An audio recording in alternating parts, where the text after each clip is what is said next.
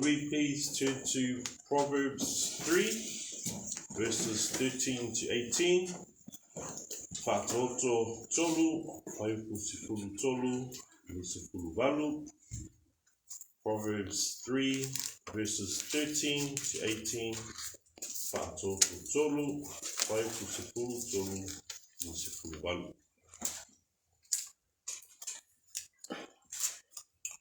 If we could have it read in Samoan first, and then we'll read it in English after that. Whātoto tolu, whaiupu sifuru tolu, sifuru walu, I ia. Amuia le tangata te maua e poto, ma le tangata te maua e mawhawhau. Awa e sili o na lei o lona whātau I lona whātau o le aurinu. Ma mea I maua I e sili lea I le auru. E sili o na lei o ia e Penina. Ma mea whawhewhia o malawa e le tusama ia. O loi na lima tau le o la tui. Ai lona lima tau vale leo loa marihina. Ona ala o ala matsa fufie. Maona mga ala uma o ea I manuia. Uia o le la o le ola I eta moatia teia. Amuia fo I lato o eta fiatu ia teia. In English, let's read together, please. Ia. Happy is the man who finds wisdom, and the man who gains understanding. For her proceeds are better than the profits of silver, and her gains than fine gold. She is more precious than rubies, and all the things you may desire cannot compare with her.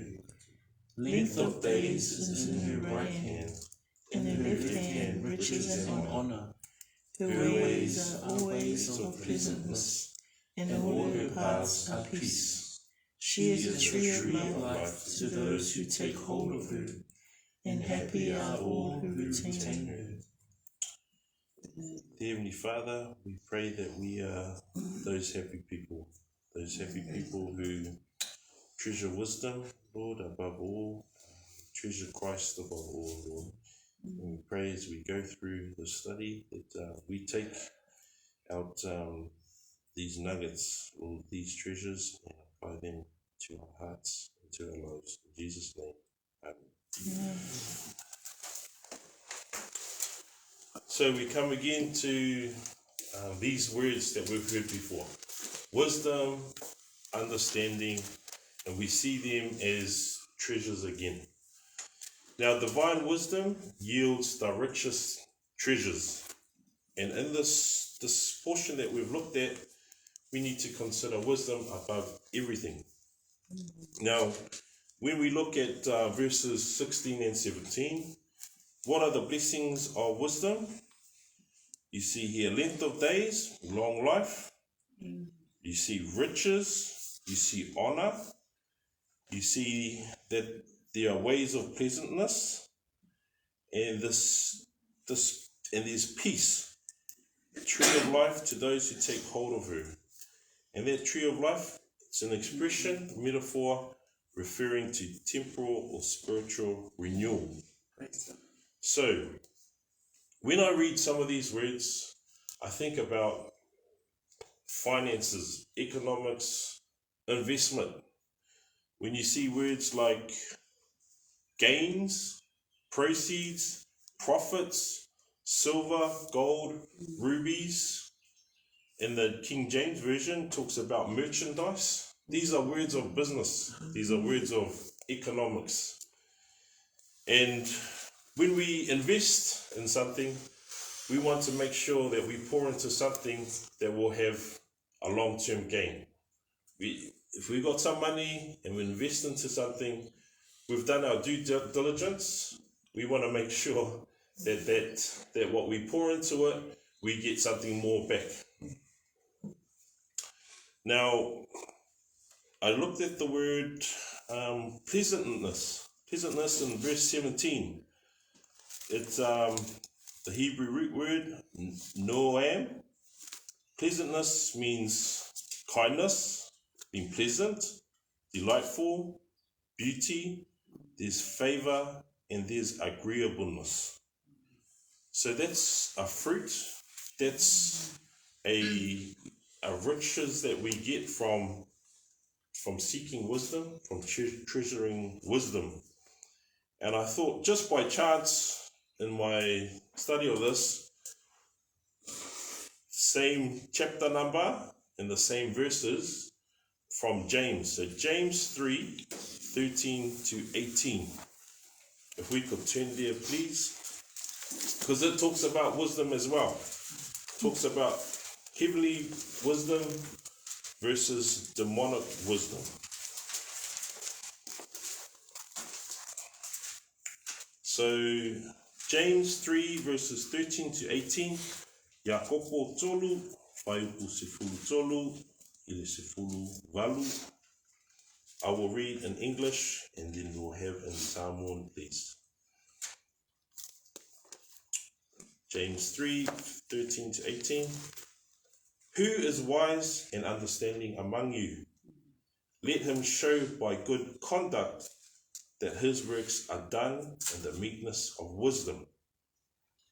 But if you have bitter envy and self-seeking in your hearts, do not boast and lie against the truth. This wisdom does not descend from above, but is earthly, sensual, demonic. For where envy and self-seeking exist, confusion and every evil thing are there. But the wisdom that is from above is first pure, then peaceable, gentle, willing to yield, full of mercy and good fruits, without partiality and without hypocrisy. Now the fruit of righteousness is sown in peace by those who make peace. Ia kopo tolu, whaiupu sefulu tolu, ile sefulu walu, ia. O Yesu tolu kutu maua malama. Ina fani me ile wana lava ngaluenga ile ana malugu o ile potu. Aya fai o ya tolu fina uleanga malemisa yo tolu. So ye tamita. Tawai ile pele fale anga ile kumoni. Ele potu ne ualu fomena. Akalale la lamia. Olimea falatino, olifate monia. Tawa olimea oyele mtata wa malimisa. Oyele de aba wa imamele ama uma. Poto manima, emua mua onama. Ile wafile mu, yama malu, engana mofie. Etumu ele alofa mfua lelei. Ele alofa fapito, ele fatana fai. Walulu ina foile fuole amtutonu. Manifile mu ele lato. Uefa tutuina file mu. Amen. I thought it was, quite favor of the Lord to have this parallel, the chapters 3:13-18, where in Proverbs 3:13-18, it's got the positive aspects of wisdom. Right, and one who finds wisdom and gains understanding, you see there's long life, there's riches, there's honor, there's pleasantness, there's peace. And that's contrasted in James 3:13-18, because these are worldly wisdom, right, that people think will get them through life, and perhaps it will this life, but we're talking about a wisdom that is eternal. And so when we look at James 3:13-18, we see the opposite of heavenly wisdom, which is the demonic wisdom. This is the wisdom of the world. What are the fruits of it? There's bitter envy, there's self-seeking, so selfishness, there's boasting and lying against the truth, verse 14.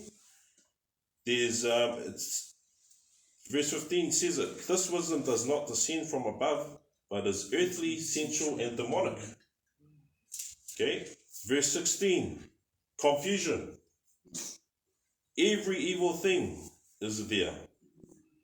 And verse 17, it's a nice way to redeem the passage.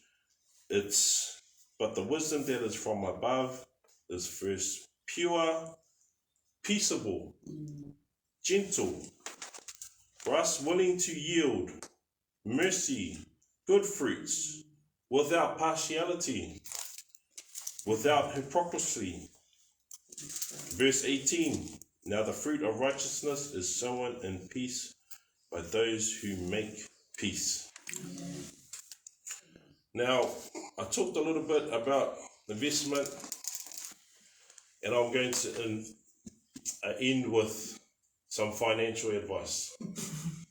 Okay, you thought you'd never get this from a Bible study, but here's my financial advice. Invest in wisdom. Invest in wisdom. We already see in the verses, wisdom, the proceeds are better than silver, which is a material thing, gold, rubies. This is financial advice we're getting from the Lord, right? Now, when you think about investing, there's always a cost. What is the cost of investing in this thing, in this commodity, in real estate, stocks, whatever it is? Here's the cost for us. It's humility, because we need to yield to the Lord. It's patience, it's Bible study, it's prayer, it's obedience. That's your resource that you allocate towards wisdom, so that the upshot later on is up here. You start here, and as you keep investing into the Lord, into His Word, then the benefit, it says it's more than silver and gold. So this is financial advice we're getting. More than just financial, of course. When we think of investing, we think of risk versus reward. If I put it in there, am I going to lose? Oh, okay, I better not put it in there. I better do my research and make sure I'm not wasting my wealth in this thing. For the risk, to investing in wisdom is nothing. There's no risk in investing in wisdom. If I invest in real estate, there could be a crash and I could lose all my money, right? The eternal things, wisdom is eternal versus gold, silver, rubies. We can lose those things. We might make some money and then it won't last because we'll spend it all, right? But there is no risk to investing in wisdom. The cost, okay, you need to be humble, patient, you need to read your word, you need to obey your word, okay? Be in fellowship, grow with other Christians. That's the cost, but it's a cost that's worth it, right? So the risk is nothing, but the reward is we've just read it, the pleasantness, again, long life, riches, honor, peace. Those things that money promises but never delivers on. Right? I'll go through it again. What do we get? We get this purity, the heavenly wisdom. Okay, contrast that to the demonic or earthly wisdom. There is purity, there's peace, gentleness, mercy, good fruits, things without partiality, without hypocrisy, fruit of righteousness. Okay, it's sown in peace by those who make peace. So, people have these terms, NFA, DYOR. These NFA means not financial advice. Okay, and DYOR stands for do your own research. These are a group I sort of follow, but they always talk about, you need to invest in this stock, you need to invest in this bond, blah, blah, blah. But they always put a disclaimer, NFA, or not financial advice. So they talk it all up, but then they, just to make sure that, we don't come back to them and say, hey, you told me to put money into this. They go, NFA. not financial advice. But why are you talking about it, pumping it up like it's going to make me millions, you know? And they always say DYOR. So for me, I am giving you financial advice, which is invest in wisdom. The wisdom from here, not the wisdom in the world. Okay? But I will say DYOR, do your own research in here. Do it with people who are educated, perhaps more than you in the Bible, pastors, our elders. Okay, we have to do our own research. Okay, and we need to, what we learned before, last session was that, God disciplines those He loves.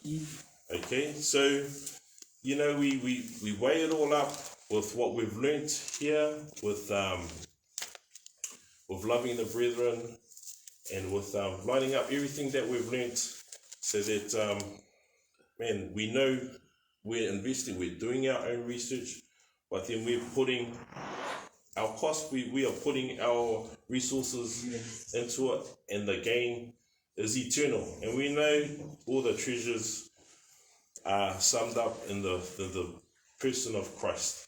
So we'll end there. Thank you, Lord, for His word. Praise God for you being here, and I hope you go away and then same message all the time, right? Read your Bible, pray and obey.